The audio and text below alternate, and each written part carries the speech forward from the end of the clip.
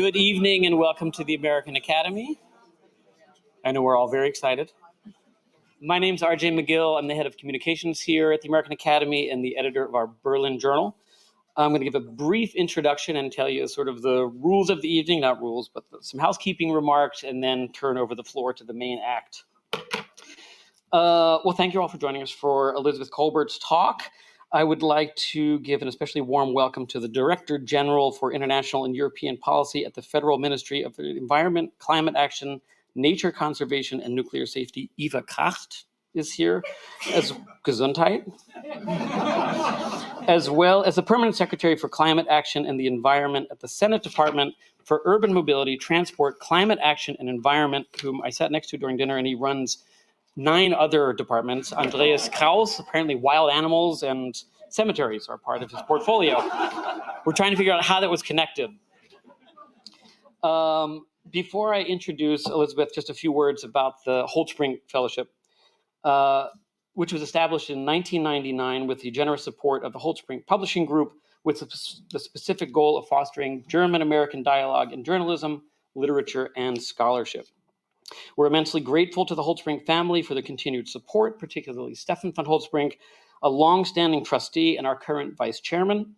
His generosity has made so much possible here at the Academy over the years, including every issue of the Berlin Journal, which as its editor, I find enormously humbling.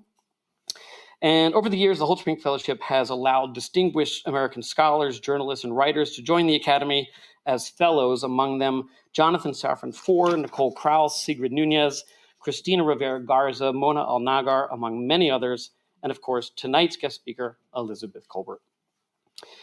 Elizabeth has been a staff writer at the New York. She told me to keep this short, so I might get eyes at some point. Just look very dartingly at me. She's been a staff writer at the New Yorker since 1999. She studied literature at Yale and was awarded a Fulbright scholarship to Hamburg University, where she started reporting for the New York Times as a freelance journalist. Back in the United States, she moved to the Times Metro desk and the Metro Matters column, and during her tenure at the Times, she published profiles on figures such as former Governor Mario Cuomo and former U.S. Senator Alphonse D'Amato. She continued to cover New York politics at the New Yorker in the column Around City Hall, which was released in book form as The Prophet of Love and Other Tales of Power and Deceit in 2004. A year later, she published a series called The Climate of Man, which won a National Magazine Award for Public Interest and became the basis for her 2006 book, Field Notes from a Catastrophe, Man, Nature, and Climate Change. In her 2014 book, The Sixth Extinction, Kolbert chronicles mass extinction events and draws comparisons to accelerated, widespread extinctions of our time. The book won a Pulitzer Prize for general nonfiction. In 2021, she's very productive. In 2021, she published the national bestseller, Under a White Sky, The Nature of the Future, nominated as the best book of the year by many publications, and is apparently the basis of tonight's talk. A mere 3 years later, in 2024, came her book, H is for Hope, Climate Change from A to Z, a collection of 26 essays in an illustrated jaunt through the history of climate change. And her latest book, which you may have seen in the foyer, is Life on a Little Known Planet, Dispatches from a Changing World, to be published next week on November 6th with Penguin Random House. And again, you can sort of leaf through the pages in the foyer when you have a moment. Elizabeth has received honorary degrees from Amherst College, Williams College, Trinity College, and the State University of New York at Albany. In 2021, she was elected to the American Academy of Arts and Letters, received the Academy's Blake Dodd Prize in 2017, and 3 years earlier, the American Geophysical Union's Walter Sullivan Award for Excellence in Science Journalism. I'll stop. I will now stop. Housekeeping. Elizabeth will speak for 30 minutes, and then she'll take your questions from the podium. There's no seating up here tonight. If you would like to join the conversation to ask a question, please raise your hand. Please make sure your question is in fact a question. If you're joining from our Vimeo live stream online, you can just type your questions into the Q&A. And a final reminder, guided by the Academy's mission to promote open, civil, thoughtful exchange and serious dialogue, we ask that tonight and in all conversations that you reflect respect for differing perspectives. And with that, Betsy, I will stop talking and the floor is yours.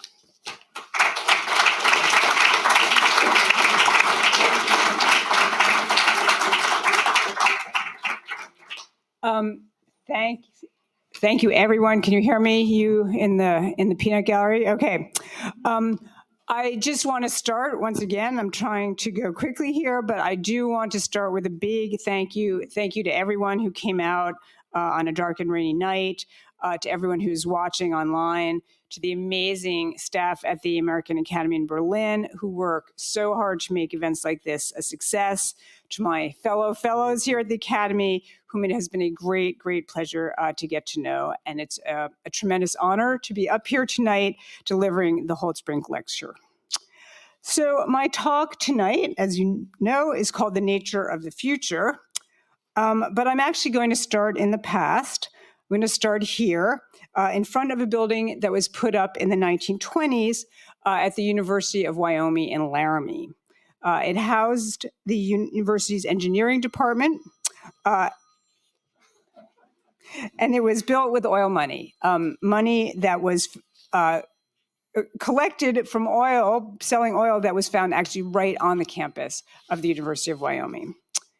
So if you go 50 feet or so above the main entrance, you get to this exhortation carved into stone. It says, "Strive on. The control of nature is won, not given." And this exhortation plays an interesting role in the history of journalism, especially the branch of journalism. I practice environmental journalism. So Rachel Carson's book, Silent Spring, is called Silent Spring because her agent came up with that title. It comes from the Keats poem La Belle Dame sans Merci. Sorry for my French there.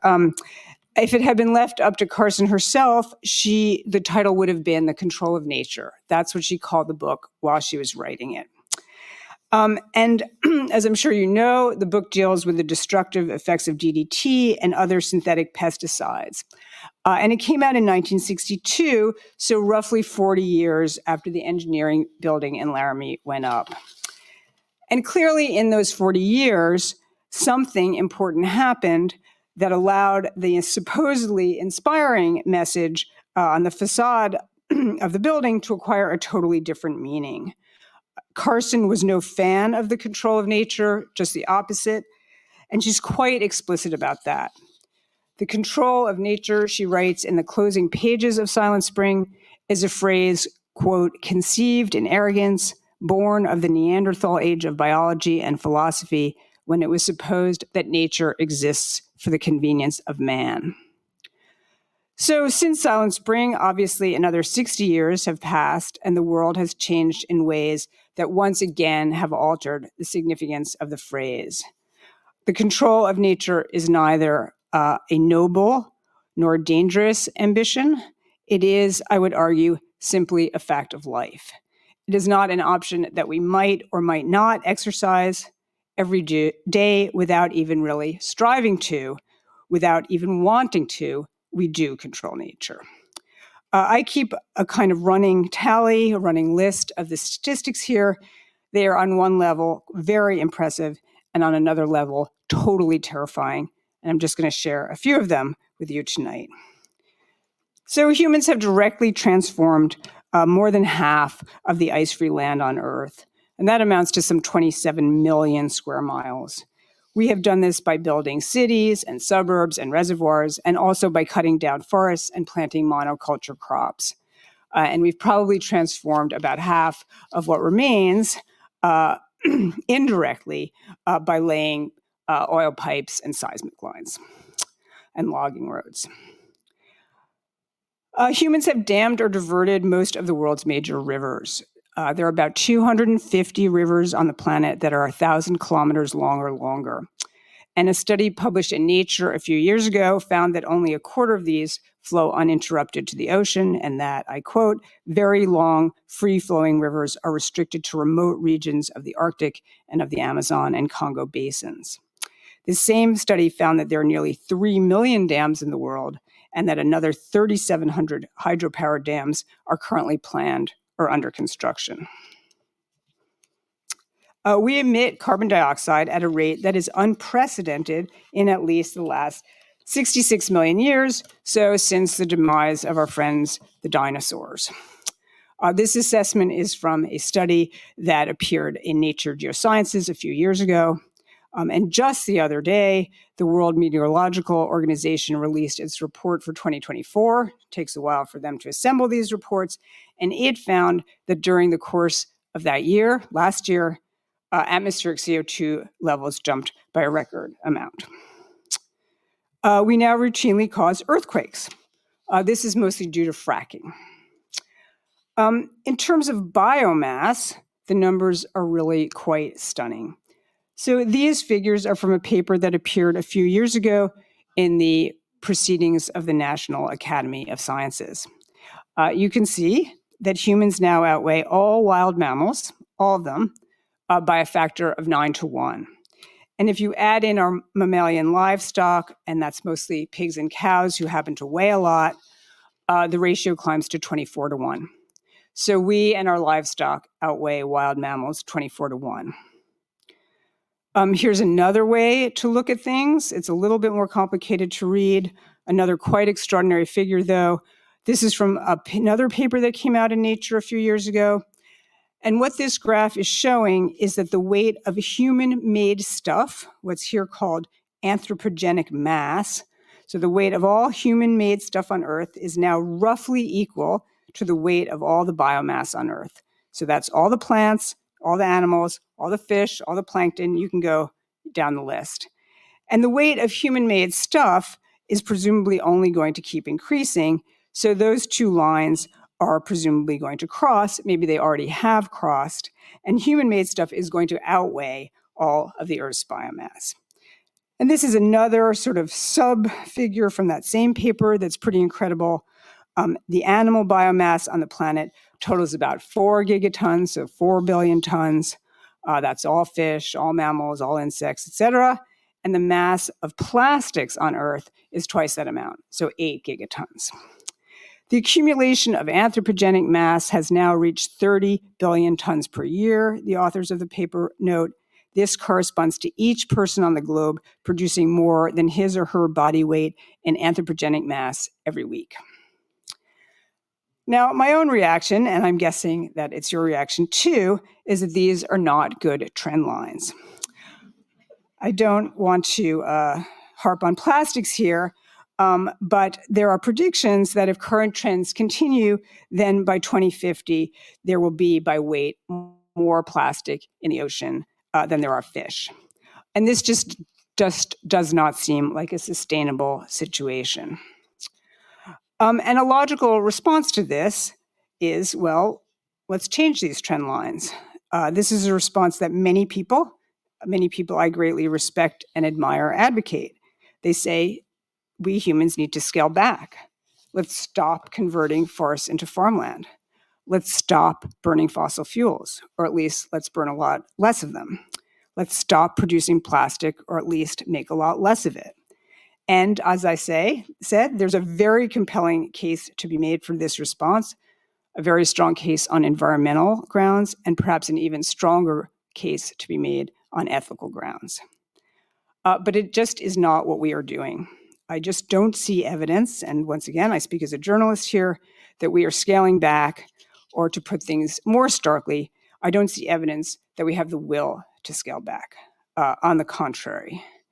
So while walking things back is probably not just a good idea, it is probably a necessary idea, it is not, it appears, our trajectory. And this is another reason why I wanted to open with the exhortation on the engineering hall, strive on, the control of nature is one not given. That message is both outdated and, weirdly enough, still the message that we live by. And here's what I mean. We are still totally committed to control, only now what we're striving to control is not a nature that exists or is imagined to exist apart from the human. Instead, the new effort begins with a planet remade and spirals back on itself. So what we are attempting to control is a nature that we ourselves help bring into being. So my last book, which RJ alluded to, or my second to last book, which I called Under a White Sky, was about this spiral, this Anthropocene spiral that we find ourselves in. It's a work of journalism it's not a work of science or social science or philosophy. And so it unfolds as not as an argument, but as a set of stories, or if you prefer, fables. And the first of these fables involves the Chicago River. So this is what the Chicago River looks like on March 17th. Every year on St. Patrick's Day, that great American holiday, Chicago dyes its river green. Some people think it's pretty that way, and I think it's pretty telling. So the city of Chicago grew up along the Chicago River, which you can see in this map from the early 19th century, has two branches that come together and then flow, or at least used to flow, east into Lake Michigan. And this map is a little bit hard to read because it's showing you east actually being down as opposed to the way we normally present it. And as the city expanded, the river was absolutely key to its growth. It essentially served as the city's sewage system. All of Chicago's human waste and also all of the animal waste from its very famous stockyards, it was all basically dumped into the Chicago River. And it was said that the Chicago River was so thick with filth that a chicken could walk across it without getting her feet wet. So as the city grew, this became a problem because Chicago got, and indeed still gets, its drinking water out of Lake Michigan. So there were constant outbreaks of waterborne disease. And it was decided that something had to be done about this. And what the city's leaders, city fathers, I guess at that time, decided to do was to turn the river on its head, to reverse the flow of the Chicago River. This entailed a massive construction project, quite possibly the biggest of its time, and the creation of what is now called the Sanitary and Ship Canal. When the canal was completed, instead of flowing east into Lake Michigan, the Chicago River flowed west, or really southwest, into the Des Plaines River, which those of you from Illinois know flows into the Illinois River, which eventually flows into the Mississippi. And in 1990, when the project was completed, the New York Times ran this wonderfully snarky story with the headline, "Water in the Chicago River now resembles liquid." Yeah, those were the days. And so these maps are an effort to show what the system looked like before and after. You see how elaborate the new system is, and it also has to have a series of locks on Lake Michigan. So reversing the flow of the Chicago River solved one problem, the drinking your own sewage problem, but in the process, it also created a new problem. So before the canal was dug, the Great Lakes constituted one ecosystem and one drainage basin, and the Mississippi River constituted another, and these were separate ecosystems. But then the canal connected them. And the canal then made it possible for a species in the Great Lakes to swim or crawl or shimmy into the Mississippi system, and of course, vice versa. And as the 20th century, so this is just a diagram showing you what used to be those two separate drainage basins. So as the century wore on, the 20th century wore on, both of these systems became highly invaded. And one of the main reasons for that, in the case of the Great Lakes, is the construction of the St. Lawrence Seaway. And this is a list, a tally, kept by a very official tally, as you can see, that shows you the number of species that are now invasive species that are considered established in the Great Lakes. And that number just continues to grow. And some of the most ecologically significant invaders on the Mississippi side of things are known as Asian carp because they are native to Asia. So the term is really a catch-all that refers to 4 distinct species, which you see up here. And each one of these species was imported to the US on purpose in the 1960s as a form of control.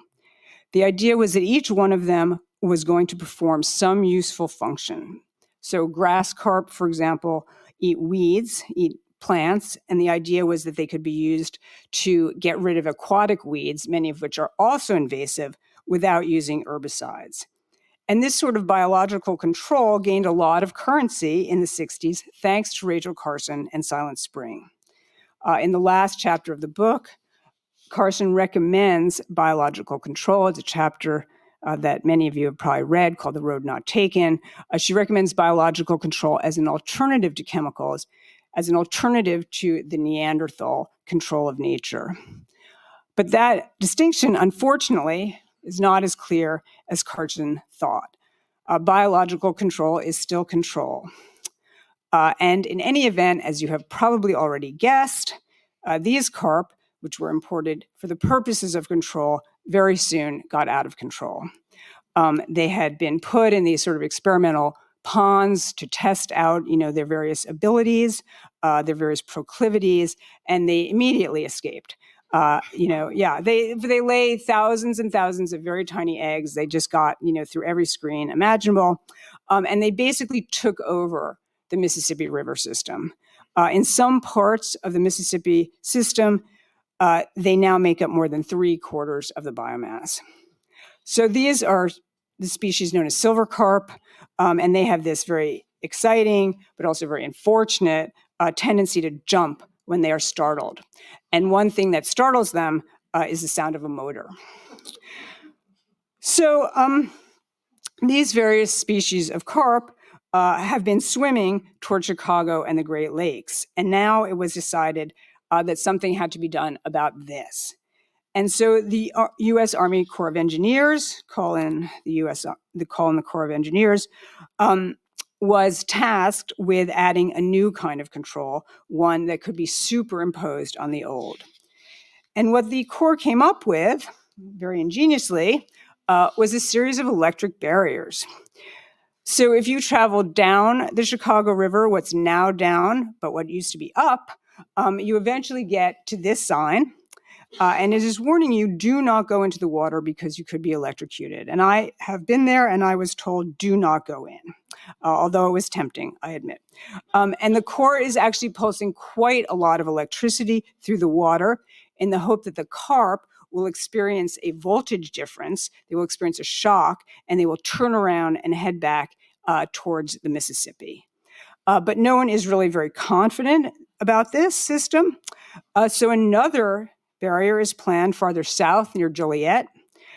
This one is supposed to feature not just electricity, but also noise and water jets. It's sometimes jokingly referred to as a disco barrier. And the cost of this project keeps rising. It's now estimated at over $1 billion. But it's not the price tag of the project that I want to emphasize tonight. The point of this particular fable is its structure. First, you pollute a river, then you reverse it. After you reverse it, you electrify it. First, you introduce invasive species, then you send them to a disco. One form of control leads inevitably to another. Once you start down this river or up it, you're carried along. So another chapter begins at the opposite end of the Mississippi, another fable, at the mouth of the river in New Orleans. And for whatever it's worth, this happens to be a chapter that I wrote while I was here at the Academy visiting as a guest lecturer several years ago. So the French established New Orleans in 1718. It recently, celebrated its 300th anniversary. And they built their settlement right on the banks of the Mississippi River in a very strategic location. And pretty much as soon as they put up the first buildings, the river flooded. And the response of the French was not to give up and move away, but to build levees. First, primitive levees, and then stronger and stronger levees. And as these levees got taller and taller, the cost of failure grew higher and higher. So this is what New Orleans looked like after a break in the levees, what's known as a crevasse, that opened up in 1849. And this particular crevasse was so famous, it was given a name. It's called Sauvé's Crevasse. And this is Canal Street after the break, for those of you who know New Orleans, really the main thoroughfare in downtown New Orleans. And in what's become known as the Great Flood of 1927, the levees, which by this point were much stronger and much longer and much higher, failed spectacularly. Flooding up and down the Mississippi displaced more than 500,000 people. And at that point, yet again, people could have given up. Instead, what happened was the federal government took charge of the levee system and began building even more massive levees. During Hurricane Katrina in 2005, so almost exactly, we just celebrated the 20th anniversary, as you know, the levees failed spectacularly. This is a shot of what New Orleans looked like. And since then, more than $2 billion has been spent to upgrade them. So have the new levees worked? From a certain perspective, yes, they have. They are an extraordinarily impressive engineering achievement. This is just one small part of the waterworks that control the movement of water around New Orleans. Much of New Orleans now sits below sea level, and for the most part, it does stay dry. So in this tactical sense, this local and immediate sense, the system does its job. But seen from another perspective, this effort at controlling the Mississippi starts to look pretty self-defeating. So the whole Mississippi Delta was created by the river, which particularly in springtime is churning with sediment, or at least used to be churning with sediment before we levied it up. So whenever the river overtopped its banks, and it used to do that virtually every year, it spread this settlement across the landscape. And this chart shows you, or this illustration shows you how the whole Mississippi Delta, how all of southern Louisiana was constructed by the river over time. So each of these delta complexes that you see was laid down by the river at a different time. And at a certain point, and this cycle takes roughly 1,000 years, the river builds up so much land that it, in effect, blocks its own path, and it decides, I use that word, to seek a faster route to the sea. So it changes paths, and then it starts to lay down another delta complex. And in this way, the Mississippi has assembled the Louisiana coast out of bits and pieces that it picked up in Illinois and Iowa and Minnesota and Missouri.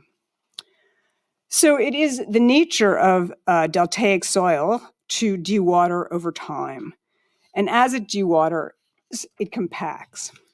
So before we perfected the levee system, each flood brought new sediment to the latest delta complex, which is, as you can see, that Plaquemines complex down there just south of New Orleans.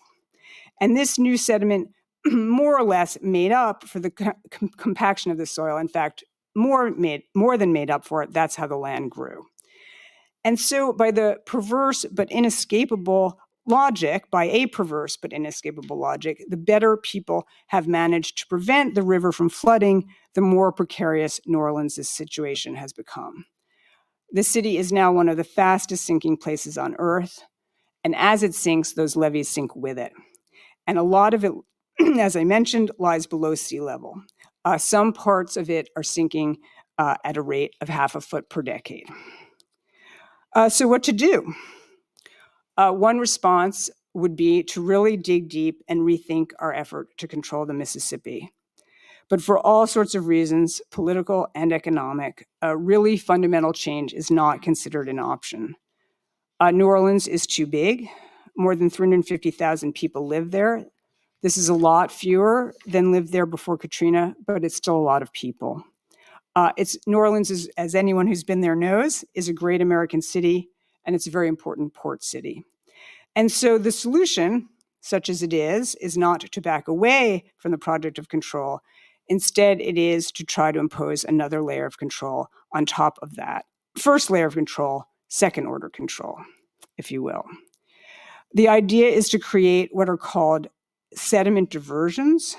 So basically, the idea is to create artificial crevasses, breaks in the levee that can be managed.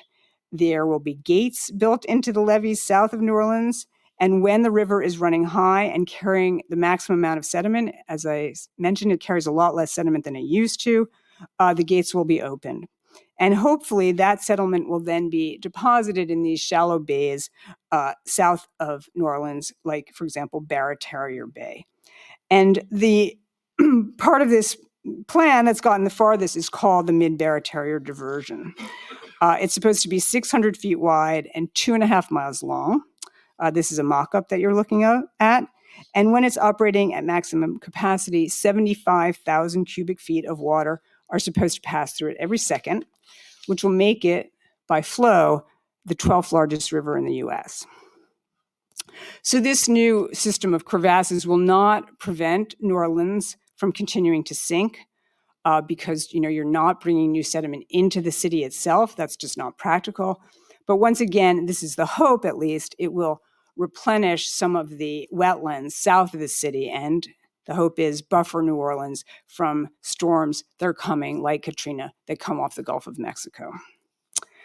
And so this brings me to my last story, or fable, or really set of stories, which are about climate change and how we see this pattern once again working itself out. So this is a project I visited a few years ago in Iceland.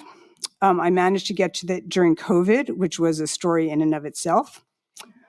And what you're seeing here, these are called direct air capture units, or DAC units. And inside these units are chemicals that absorb CO2. They just naturally react.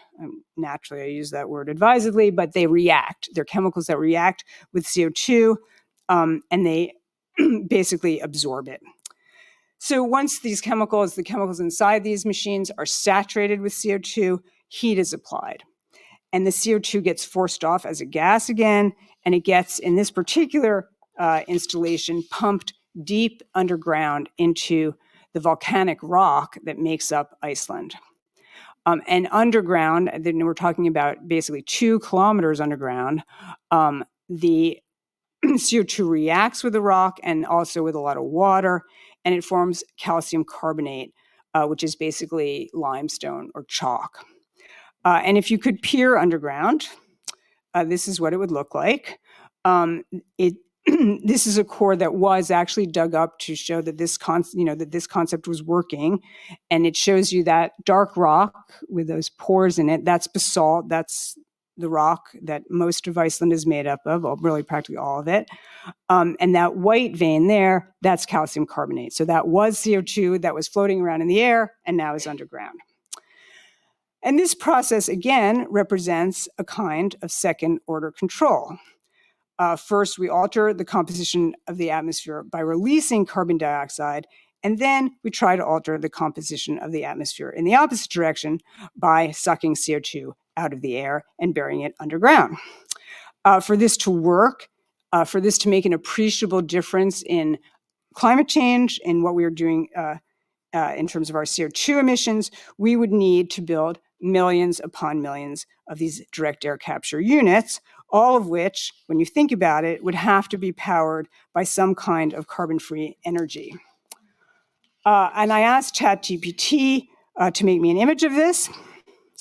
And I have to say, it took quite a long time to come up with it, and it probably generated a lot of CO2 in the process. And that's what it looked like. So finally, we get to geoengineering, which is, or as it's sometimes more soothingly referred to, solar radiation management, which is where the title of the book comes from, Under a White Sky.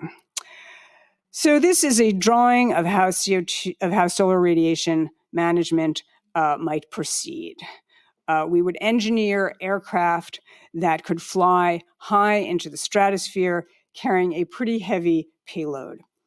And what these aircraft would do is they would spray some kind of reflective material up there in the stratosphere. It would be some kind of very fine particles that would drift around and create this sort of stratospheric haze, which would reflect sunlight back to space. So actually less direct sunlight would hit the Earth, and this would have a cooling effect. And the proof of concept here comes from volcanoes. That's pretty much what volcanoes do. Volcanoes, a major volcanic eruption emits many millions of tons of sulfur dioxide. And the sulfur dioxide then reacts to form these tiny droplets of sulfuric acid, which are highly reflective. And that's why after a major eruption, this is Mount Pinatubo in 1991, you get these really beautiful sunsets, and you also get a temporary dip in global temperatures. The temperature is depressed until these particles fall out of the stratosphere, which takes on the order of a year or so. But if you stage these fake eruptions, if you sent this fleet of aircraft into the atmosphere, you could constantly replenish the particles and thereby maintain the cooling effect, or at least so the theory goes. So having screwed up the troposphere by loading it with CO2, we are thinking of ways to rejigger the stratosphere. And just last week, just to show you how timely this is, you may have read about this in Politico. An Israeli startup firm made headlines for raising $60 million to work on this technology. It is developing some kind of particle, won't tell us exactly what's in it, that it's hoping to sell to interested parties. So solar geoengineering has been described as dangerous beyond belief and as unimaginably drastic. It is easy to be against solar geoengineering and all of the other forms of tail-chasing, second-order interventions that characterize life in the Anthropocene. Controlling the control of nature is, for obvious reasons, an escalating hazard. Just ask the old woman who swallowed a fly. But what is the alternative? As engineers, humans were already in 1900 capable of reversing rivers. We've now sent probes to Saturn and mapped the human genome. Our talents have been extended in directions that earlier generations of scientists could hardly have imagined when the engineering hall in Laramie was erected and the directive "Strive On" carved into stone. With great power comes great responsibility, as Spider-Man tells us. But so far, we have not exercised much in the way of responsibility. We've acted as if there are no limits and as if new technologies will always come to the rescue. I wish that I had more confidence that they will. And I could stop there, but I do have a little bit of a coda. Under a White Sky was written in what I thought was a pretty dark moment. It came out during the Biden administration when the US was talking about doing things and patting itself on the back for talking about doing things, but not really facing up to the gravity of the situation. So I was trying to sort of intervene in that conversation. And the world, as you know, has since changed. The Trump administration is now not just not doing what's needed, it is very actively trying to move the world in the wrong direction. And to a frightening extent, it seems to be succeeding. Among other things, it is trying to lock in as much fossil fuel use as possible, both in the US and really around the world. You might have read recently about how it scuttled a plan to curb emissions from shipping fuel. This was a plan that the EU had put together and was pushing for.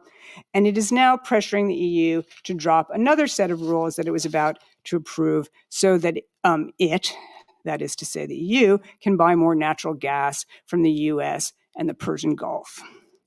I confess that I did not anticipate all this. Under a White Sky is a pretty pessimistic book, but it turns out, I'm afraid, not to have been pessimistic enough. And that is actually where I'm going to end. Thanks very much.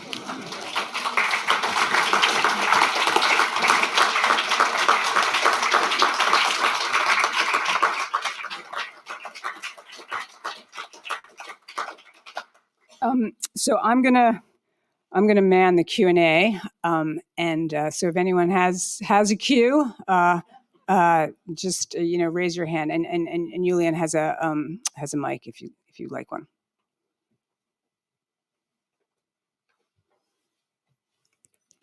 Why don't we start in the front and we'll work our way back.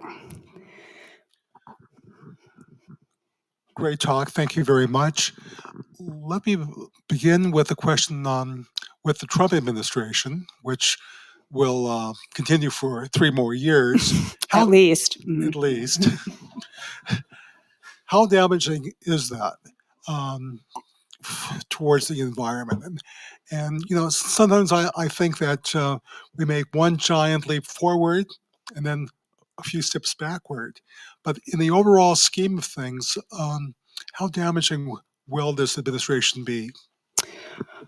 Well, I mean, that's a good question, and as you say, there are at least 3 more years. So on some level, it's too early to say. But I would say that they are absolutely moving, full speed ahead to try to unravel whatever they possibly can, anything that is in reach. And really, you could argue a lot of things that weren't in reach that are just, will be legally challenged. We'll just fight, in the courts. But, it's what's done is done. And that is, the problem always in environmental protection. Once you have opened up the Arctic to drilling, once the drilling pads are there, that's it. You don't get it back. And that is true on so many fronts. So many things are being just plowed through. And dismantling the EPA, how much effect does that really have? I guess I'm going to argue a pretty big effect.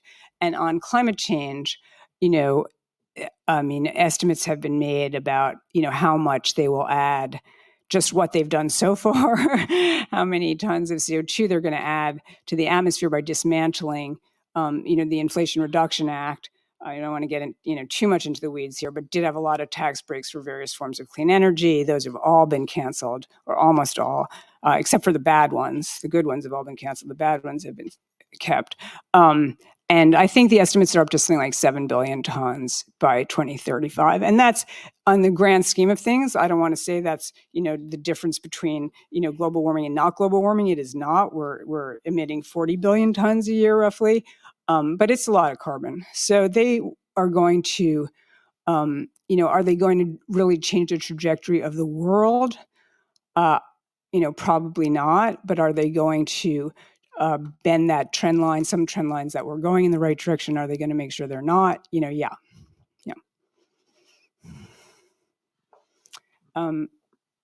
Right there. Thank you. Might sound provocative, but I mean it as a profoundly human question. What do you do to not get insane? The question also, I mean it sincerely, and the question also halfway goes to the member of the German government, because knowledge is one thing, but how do you manage day by day not to go crazy? Well, I don't want to, you're presuming, that, yeah. So I don't want to, I don't have a, I don't have a good answer for that. I do want to say I get asked that a lot, because I obviously go pretty here. Everybody, there are many dark, people got up, in Nazi Germany and, went to work every day. I mean, people have lived through dark times, and in a personal sense, obviously I'm, incredibly privileged, and I get up and, write, magazine articles, which is an incredible privilege. So, and I'm here at the American Academy, which is an incredible privilege. So it's not like, I feel my own life, is in any way, the many billions of people on the earth have lots of worse problems. And, what does it mean to write about the fact that we're, really screwing up the earth in a very permanent way? I mean, we're not talking about, trivial things here. It is depressing. It's, I'm not gonna lie to you. It's not like I have, it's not like I'm gonna say there's a happy ending here, because I do not see that. How about there and then there?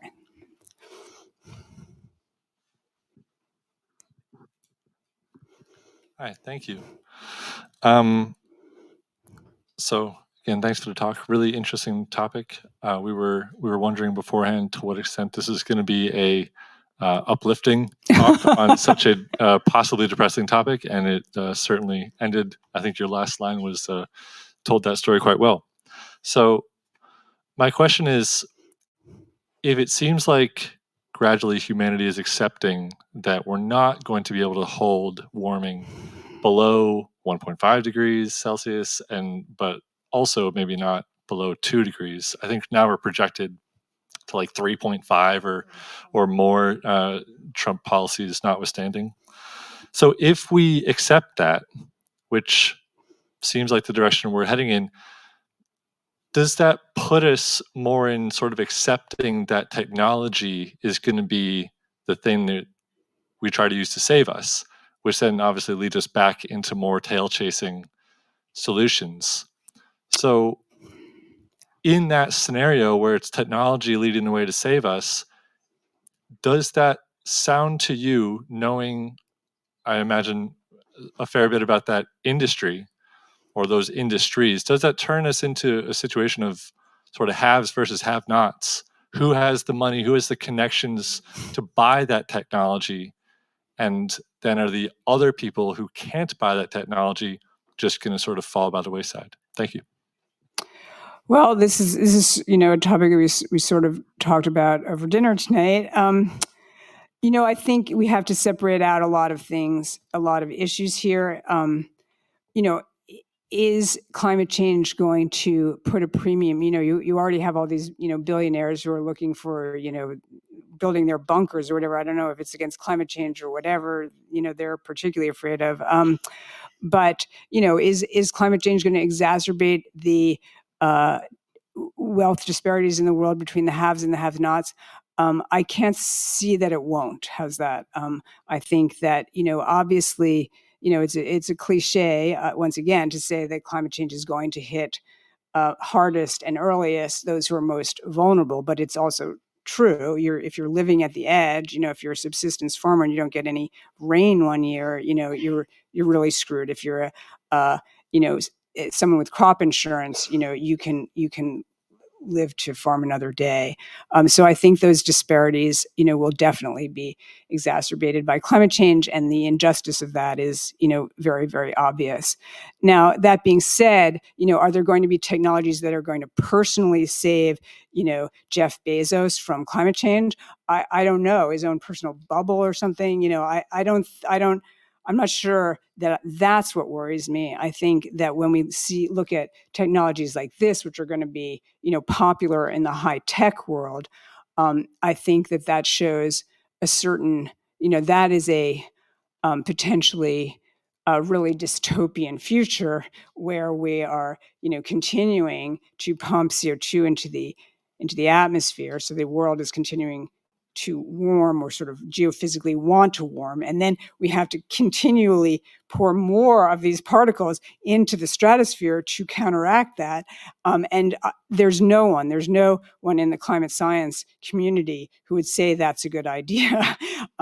Even those who advocate research into geoengineering would say it really only makes sense at the moment when you've cut your emissions to net zero and you're trying to prevent the worst effects of that transition period, which can last a long time. But you would never advocate like, oh, go on your merry way, just continue to dump CO2, continue to dim the sun. That way lies madness. But that may be where we get. I'm not going to make any predictions. And the possibilities here for conflict, for armed conflict, there are many people who argue that climate change is already causing, armed conflict, that it was a serious part of the civil war in Syria. It was a terrible drought that led up to that. I don't know the answers to that. But I think that, your point that we're sort of just letting these milestones go by and sort of hoping that something happens is unfortunately very true. Yeah. Hey, yeah, big fan of your writing. Thank you. Your book, and like I said, sort of on the antithesis from the technological angle, I was wondering if you could comment on, you often write about issues that are within a system, and then, I'm a nature conservation scientist, and I often come up against a hard roof of a system. And how much thought have you done, or could you comment, I guess, in terms of how we could potentially change democracy in beneficial ways? For example, like civic assemblies that could then feed into democratic processes using wisdom of the crowds, stuff like this, that could potentially be a positive path forward in terms of a lot of the issues that you tend to write about. Yeah. Well, there's a lot of thinking right now. And once again, I sort of have to beg off or hide behind my, not behind it. I'm a journalist. I sort of piggyback on the work of a lot of you here in the room tonight, your research. But there are a lot of people who are thinking in systems, the famous Janelle Meadows' book, which is, a very, very influential book, you can't affect one part of the system without affecting other parts of the system. And that's, certainly we're seeing that playing out on environmental grounds. And can you use some of that same kind of thinking to, change social systems? Now that turns out to be, you can maybe come up with ways that you think it would work, but then you need the support of the political system. You need the support of the people who are voting for the politicians. And, right now, I have to say Donald Trump was elected. He was elected by the American people. So it's hard to say, okay, what is going to, and this is another topic that we talked about at dinner, what is going to, alter that and make that system move, back in the opposite direction. And if anyone has the answer in this room, they should certainly raise their hand right now, because that is the question, that is the huge question. And some of my colleagues here at the Academy are thinking very, very, hard about that. And I hope they come up with the answer. Thank you so much for your talk. It's quite sobering. I'm right here. Okay, I'm just you. looking for some good news. Mm-hmm. Maybe there's a country you can talk about a little that maybe is showing some leadership. Obviously, it's not the United States, but is there a country or countries that you think maybe provide us with some reasons for optimism? Well, I don't think that you can find, a country that we would say, oh, they're doing everything right today. This is another topic we talked about at dinner. I mean, the EU has been out in front on a lot of these issues, but there's a lot of political pressures here as well. But I do think, I mean, if I had to offer one good news, if I absolutely had to, no, I would say, look, obviously, in the time that I've been writing about climate change, the cost of a lot of these technology, the cost of solar, the cost of onshore wind, the cost of offshore wind have really dropped dramatically. And there are all sorts of reasons for that. But that is, I'd say, the one piece of good news out there. It is actually cheaper in many instances to put up, a solar array than it is to put up a natural gas plant. But that being said, there are also other barriers. That's exactly what we're seeing, happening in the U.S.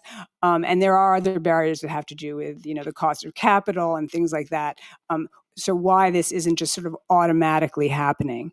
But I think that is an important piece of news. And there are, always every year, the projections of, how much solar is going to be installed, for example, they're exceeded because the cost is coming down so fast. And some countries, developing countries, may, I use, there's a question mark here, circumvent the route, not take the same route that we in the developed world took, and sort of go around fossil fuel development. And that would be a very positive development. To follow up on that last question, I'm afraid your analysis is pretty accurate.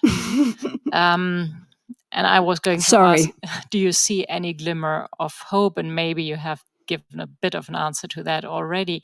But you started with that. Strive on, yeah. With the what was written on that building, and I'm wondering, what do you think? What kind of approaches do you see, or what kind of mindset do you think we would need to adopt, which is different from the one of controlling nature, that might help us get out of that spiral, out of that vicious circle of controlling the control of the control of nature? Well, that's a really tough question. I think that, one of the issues here is obviously there's all sorts of questions of, when are we sort of going to reach, the maximum population on the globe? Are we going to do that in the next, few decades, several decades? It's very difficult to imagine reducing the footprint, as it were, of humanity while humanity is growing, and while many countries are not sharing, many people are not sharing, in the kind of prosperity we're seeing, right here tonight. It's really hard to say to those people, well, that avenue is closed, and it's really hard to say to people who live in the developed world, well, that party's over. Politically, that's just not been considered a winning message. And I think that, it's very hard when you look at some of those figures, we could go back to them, to look at, levels of consumption and say that this is sustainable. Now, what, will cause us to rethink that?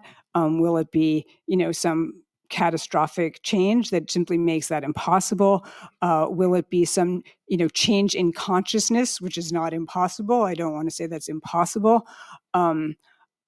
I don't know. It's hard for me, I can't tell you, when this system, starts to fray. Maybe it's already doing so, but it's hard to see how those trends can continue, for indefinitely. There's one of my favorite sayings comes from a guy named Kenneth Boulding in the 1970s, when a lot of people were talking about precisely these issues. Small is beautiful. We've got to change our way of doing things. So 50 years have gone by, and here we are.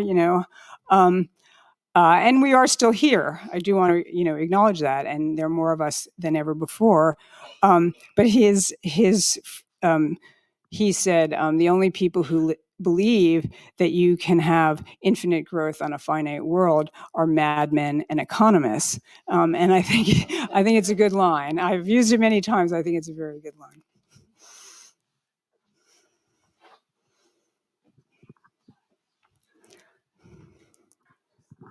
Yeah, thanks. Hugh McDonald, I'm an economist, so you're an economist? Oh, sorry.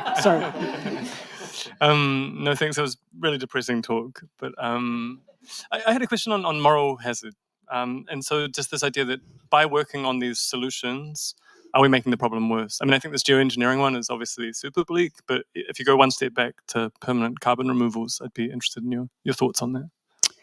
Well, I sort of cut back this talk. I didn't give a sort of more technical version of this talk, but I often show a graph that has the amount of carbon removal that is in any IPCC projection for how we could possibly stay beneath 1.5 degrees, since we already are at 1.5 degrees.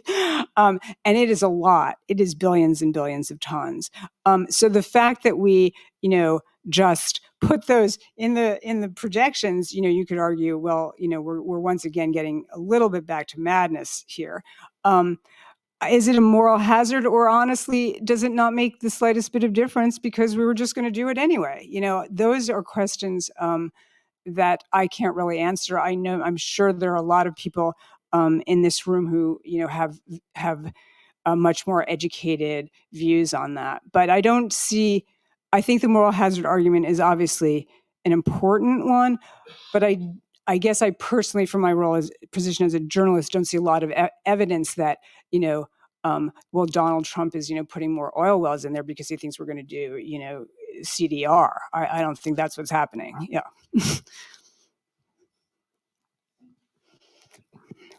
Well, thank you very, very much.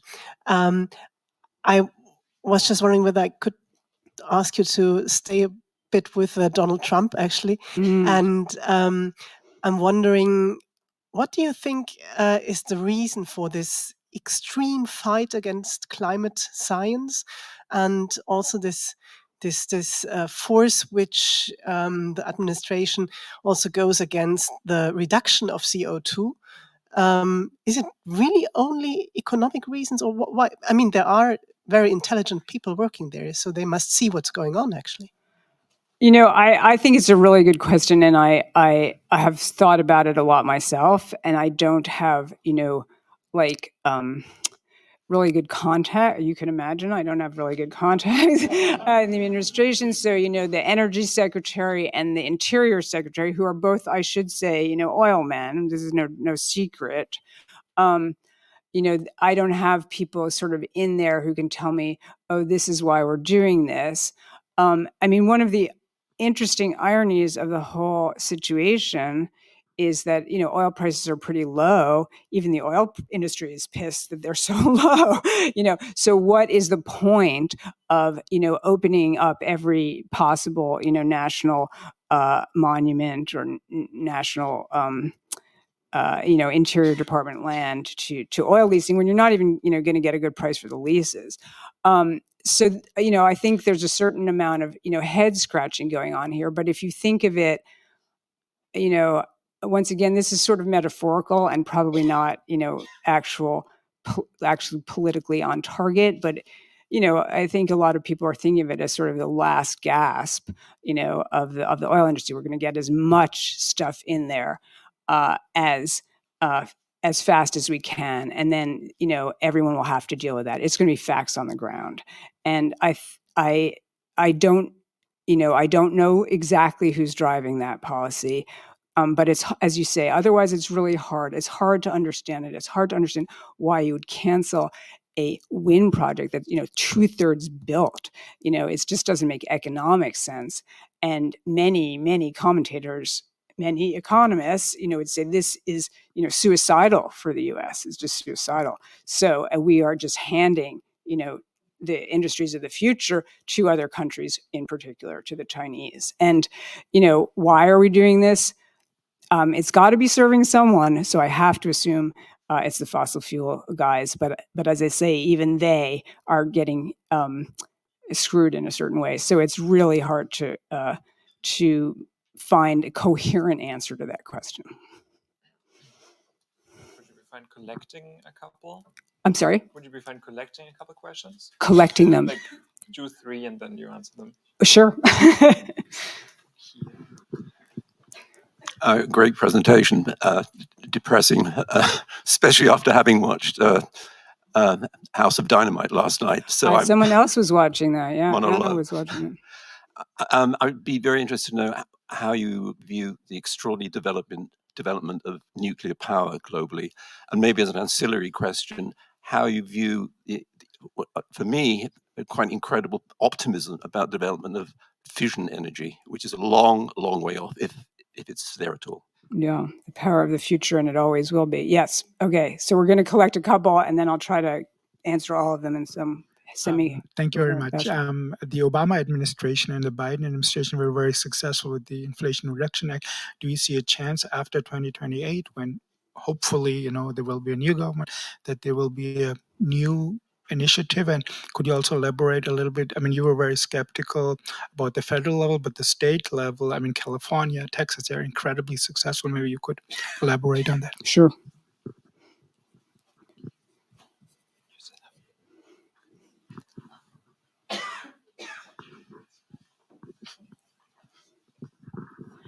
Thank you. The developments you described in your gripping lecture, they could also be viewed as a sort of testament to human capacity, that we as humans are able to have a footprint on ecosystems on that scale, on a global scale. But we are somehow not able to use this to create ecological abundance. Yeah, we're just doing this extractivist model. I wonder, however, maybe this is also a measure of control. Are we able to use this capacity in order to create abundance, in the sense of sort of this nature-based solutions, interventions like, I don't know, mangrove planting, etc.? Or are you favoring more of a we should step back approach? Thank you. Okay. Thank you. I'll try to wend my way through this. On nuclear power, that's a really huge issue. Once again, it's going to be a huge issue in the U.S. It's a huge, there are a lot of nuclear power plants going up. There are a lot of nuclear power plants going up in China right now. Is that a good idea? I don't know. It's carbon-free power, or very low carbon power. So maybe it is a good idea. Yeah, I certainly know a lot of committed climate people who are pro-nuke or have become pro-nuke. But it's also a somewhat scary prospect. They're There was just a piece the other day that, there's this move towards small modular reactors, and, like, is the Trump administration going to give this company called Oklo, some government stockpiled plutonium to use? These are all really, there are a lot of nuclear proliferation questions that go along with nuclear power. There's nuclear waste, which the U.S. has never, I don't know what Germany's doing, it shut all its nuclear power plants, and I don't know if it's regretting that either. Those are good questions. But the U.S. has never dealt with it. It's just sitting there. It's all just sitting at our nuclear power plants. So there are tons of unanswered questions, I think, but could it be done, safely and responsibly? It's possible. How's that? I'm not enough of an expert to know. As for fusion, fusion is the power source of the future. It always will be. People are acting, like it's right around the corner. Once again, I'm not an expert, but I don't think that that's probably very likely. There's a huge project in France to try to build, it's gazillions of dollars over cost. It has never produced anything. It's been actually a big mess. But there are many smaller companies that, maybe someone will have a breakthrough. I don't know enough to answer that. As for stuff happening on the state level that could keep things going during this trying moment, that is definitely something that people keep sort of hoping. And, yes, maybe there's some possibility there, and California is a big leader in this realm, and California has a big economy, and what they do ripples out. But that being said, the administration knows that, and they're going after that. So they're going after the California Clean Car rules. They're actually just trying to cripple state efforts, and also, at the end of the day, a lot of those state efforts did depend on federal money and federal tax credits. And if you don't have those, I think, yes, these efforts will continue, but they will sort of limp along. Maybe they will survive 3 more years, but they're not going to, turn the tide here. And that's just, sort of in blue states. Okay. As for, a testament to our, capacity, our creative capacities, and could we be using them for ecological, to create, ecological abundance? I mean, I think we have to a little bit distinguish between, creating ecological abundance and simply restoring damaged ecosystems. I don't think that people, once again, I defer to the conservation biologists here. I don't think humans have ever created a functioning ecosystem. It's just simply too complicated. We are not really, up to the task, and we wouldn't even attempt it. But could we, if we replanted, if we left, places to regenerate, would we have much more functioning, many more functioning or nearly functioning ecosystems? I think the answer is clearly yes. I mean, where that has happened, right? I mean, even where humans have, like in the DMZ in Korea, where no one is allowed to go, ecosystems have rebounded. So the world is, I mean, here is the good news, the natural world is extremely resilient. It wouldn't be here if it weren't. It is subject to all sorts of threats, human and non-human. And here we all are at, 4 billion years or so into the evolution of life. But, the kind of constant pressure, that we are putting on these ecosystems is clearly having a tremendous impact. If we simply step back, a lot of them would rebound. And if we, nudge things along, I think that's a really interesting question. I would like to hear from some of the conservation biologists. I don't think our record is that great on, sort of planning a better ecosystem, but I'm not sure about that. Okay. I think on that note, we're going to wrap up. Please have some dessert. Or RJ, are you on it? Okay.